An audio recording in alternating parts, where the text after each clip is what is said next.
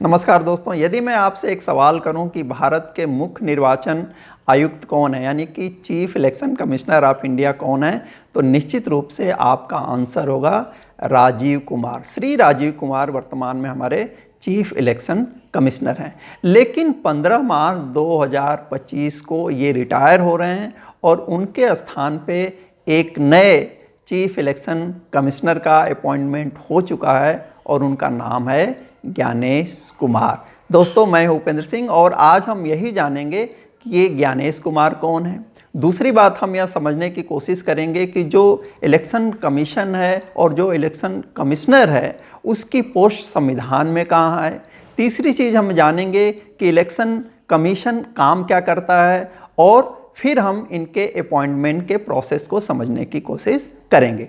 तो आइए हम सबसे पहले जानते हैं कि ये ज्ञानेश कुमार कौन है। तो ज्ञानेश कुमार के बारे में जानने से पहले आपको एक जनरल आइडिया होना चाहिए कि भारत में जिस किसी भी व्यक्ति को चीफ इलेक्शन कमिश्नर बनाया जाता है वह कोई न कोई आईएएस होता है।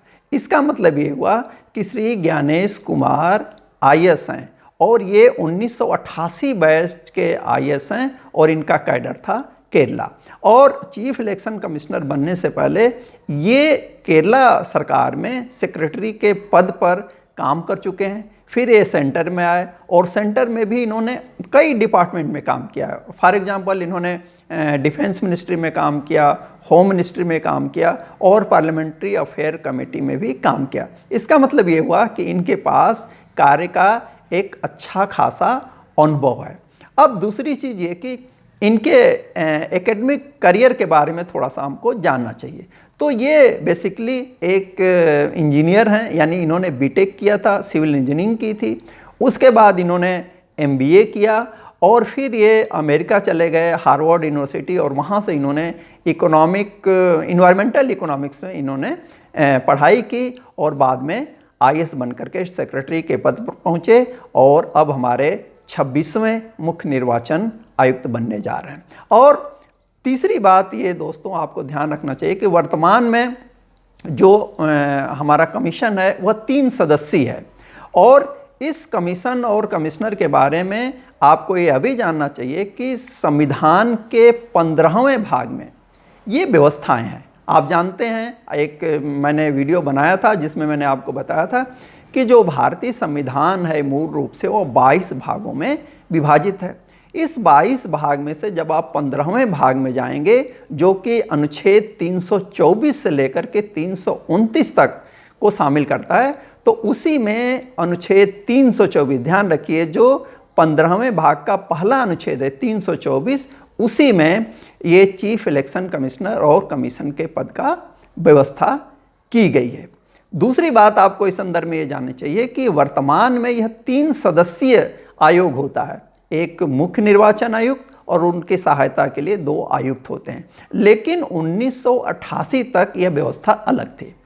50 से लेकर के, यानी कि आज़ादी के बाद से लेकर के और 1988 तक चीफ इलेक्शन कमिश्नर केवल एक व्यक्ति होता था। लेकिन 1989 में जब श्री राजीव गांधी की सरकार थी तो एक चेंज किया गया और इसको 3 सदस्यीय बनाया दिया गया।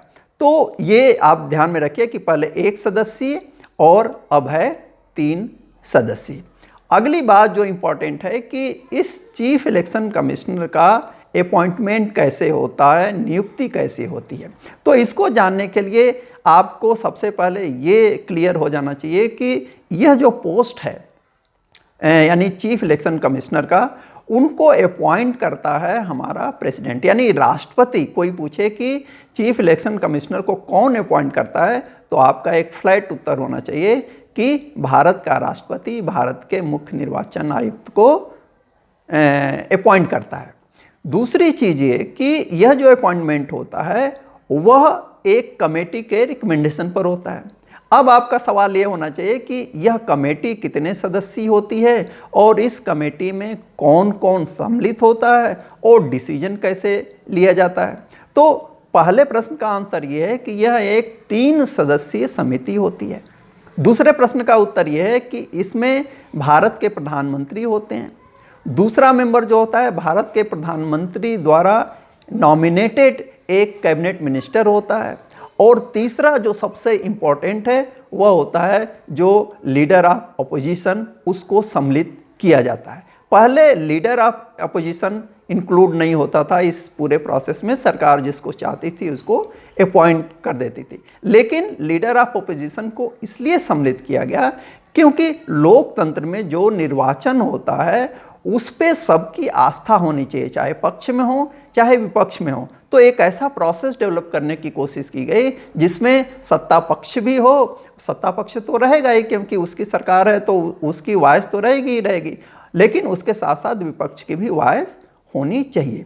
जहाँ तक आखिरी प्रश्न का सवाल है कि निर्णय कैसे लिया जाता है, तो 3 सदस्यीय ये कमेटी है, तो निर्णय बहुमत के आधार पर लिया जाता है। और इससे आप अनुमान लगा सकते हैं कि निर्णय अमूमन वही होता है जो सरकार चाहती है। यदि किसी नाम पे विवाद हुआ तो बहुमत से निर्णय लिया जाता है। तो इसी प्रोसेस के चलते एक मीटिंग बैठी, कल ही बैठी थी 17 फरवरी को, जिसमें प्राइम मिनिस्टर श्री नरेंद्र मोदी जी थे, फिर होम मिनिस्टर अमित शाह जी थे और leader of opposition Shri Rahul Gandhi थे। और इन्होंने मिल करके श्री ज्ञानेश कुमार को अगला यानी कि 26वां मुख्य निर्वाचन आयुक्त अपॉइंट किया।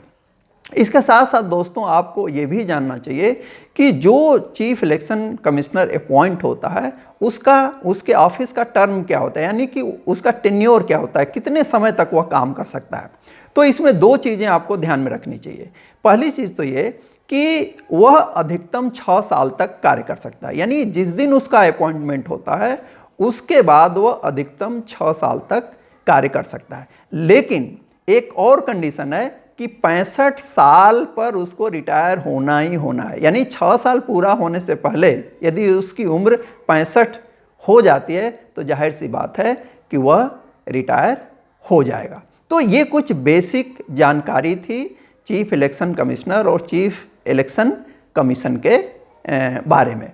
अब इसके साथ कुछ इतिहास की भी बातें कर लेते हैं। कॉम्पिटिटिव पॉइंट ऑफ व्यू से कई बार ये सवाल पूछ सकता है आपसे और आपको जानना चाहिए, क्योंकि जब इलेक्शन कमीशन की बात होगी, इलेक्शन कमिश्नर की बात होगी, कहीं आप चर्चा भी करेंगे कि इस समय कौन इलेक्शन कमिश्नर है, तो कुछ लोग वहाँ हो सकते हैं जो पूछें कि अच्छा ठीक है तुम इस समय तो जानते हो कि कौन है, लेकिन ये बताओ कि पहला चीफ इलेक्शन कमिश्नर कौन था। तो पहले जो चीफ इलेक्शन कमिश्नर थे वे थे सुकुमार सेन। दूसरे जो थे वे थे सुंदरम साहब, KVS सुंदरम। तो सुकुमार और सुंदरम, और तीसरे के नाम में भी एस है इसलिए आप आसानी से उसको याद कर सकते हैं, SP सेन वर्मा। तो सुकुमार सेन, फिर सुंदरम साहब और SP सेन, ये प्रारंभिक 3 हमारे चीफ इलेक्शन कमिश्नर हैं। लेकिन यहाँ एक और व्यक्ति को हम भूल नहीं सकते और उनका नाम है श्री TN सेशन। सच्चे अर्थों में यदि भारत के लोगों ने चीफ इलेक्शन कमिश्नर और चीफ इलेक्शन कमीशन को जाना तो वह TN सेशन के समय से, और जो रिफॉर्म शुरू हुए वे उसी समय से शुरू हुए जो 90 से लेकर के 96 तक इस पद पर कार्यरत रहे।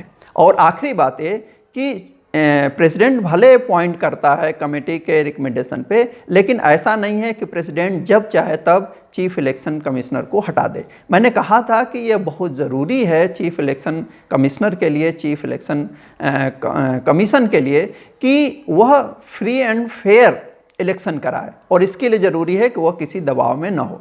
तो एक सिक्योरिटी देने के लिए उसके पद को यह व्यवस्था की गई है कि यदि हटाना है, यदि सरकार हटाना चाहती है तो उसे संसद के दोनों सदनों में 2/3 बहुमत से उस प्रस्ताव को पारित करना होगा। यानी एक प्रकार का जैसे इम्पीचमेंट प्रोसेस होता है उसको कठिन बनाया गया है, वैसे ही चीफ इलेक्शन कमिश्नर को हटाने के लिए यह स्पेशल प्रक्रिया अपनाई जाती है ताकि वह उसका पद सुरक्षित रह सके और वह किसी दबाव में न आ सके। तो ये था चीफ इलेक्शन कमिश्नर और इलेक्शन कमीशन के बारे में, इलेक्शन कमीशन ऑफ इंडिया के बारे में, जो हमारा पंचायत से लेकर के और प्रेसिडेंट तक के इलेक्शन को मॉनिटर करता है, कंडक्ट कराता है और जिसके ऊपर लोकतंत्र की साख और विश्वसनीयता टिकी हुई है। तो देखते रहिए, पढ़ते रहिए। नमस्कार।